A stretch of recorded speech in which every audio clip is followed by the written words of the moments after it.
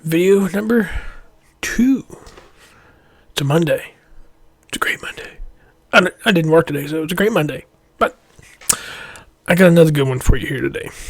This one is the two bosses.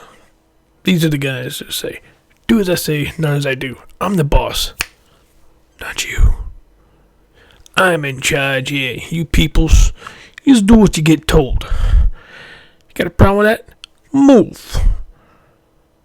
Well, they're doing that. But I want you guys to check out these two videos. It's good stuff, man. Check it out. Mayor Lori Lightfoot has been adamant that people stay home and socially distance for weeks. But a social media post from the woman who cut her hair this weekend has some wondering if the mayor is saying one thing and doing another. CBS 2's Dana Kosloff is live outside City Hall. Dana, the post and haircut are drawing some criticism.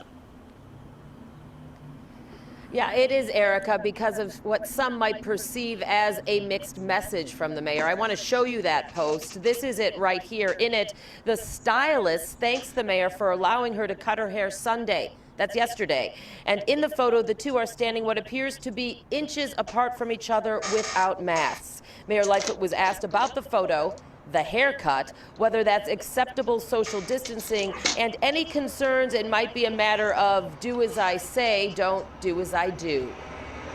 We are trying to do the best that we can under difficult circumstances. I am practicing social distancing. The woman who cut my hair had a mask, had gloves on.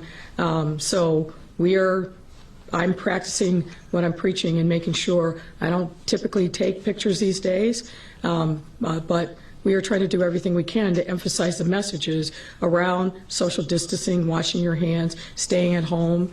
But I, as an elected official in the public face of the city, need to make sure that I am out there and visible through this crisis. The city's public health director has said the risk of transmission for COVID-19 is at its highest when people stand within 6 feet of each other. On the minimized mixing, I would be remiss if I did not acknowledge something just before we go into the Q&A. And that is very soberly acknowledge that a few weeks ago, I was asked to go to a friend's 50th birthday. My wife and I, a friend that I've known for almost 20 years, and a friend that had, put a lot of time and energy into his 50th birthday. It was in Napa, which was in the orange status, relatively loose compared to some other counties. It was to be an outdoor restaurant, and we started the program started at 4 o'clock. It was one of those early reservations. I got there a little bit late at 4:30, and as soon as I sat down at the larger table, I realized it was a little larger group than I had anticipated.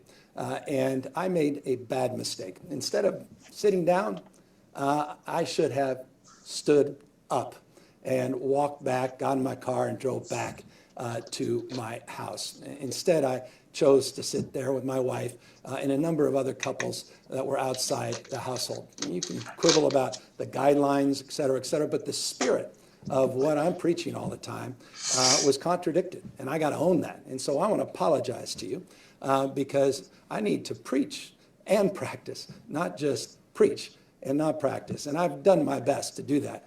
We're all human. We all fall short sometimes. We've been out, and I think for 3 times since, in fact, I know it's been 3 times because I remember all of those dinners very, very vividly since February, just 3 times. Twice with my wife, by myself, outdoors, and then this one occasion with a larger group. And there were just a few extra people there than the spirit of what I am promoting. And so if we're going to minimize mixing, you got to own up to that. So I just want folks to know that. Paid for our dinner, and we had an early dinner, but it didn't matter. I shouldn't have been there. I should have turned back around.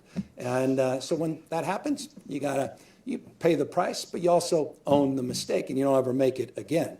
And you have my word on that. And just know this has not been a practice I've indulged in the past. I take it very seriously, what we are promoting, and have been doing so for many, many months. And you should expect nothing less of me, and I expect more from myself. And you have that commitment and my resolve in that respect as well. So when I say minimize mixing, I mean it.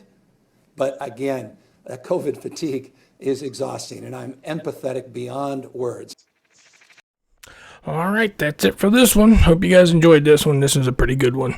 I think it's pretty informative about what our officials think about us, our elected officials think about us. So, if you haven't already, like, subscribe, head over there, hit the bell for notifications. That way, anytime I have a new video go live, you guys will be the first. Also, hit me up on patreon.com at Your News Network. Help us out. Help us grow this thing. And catch you later.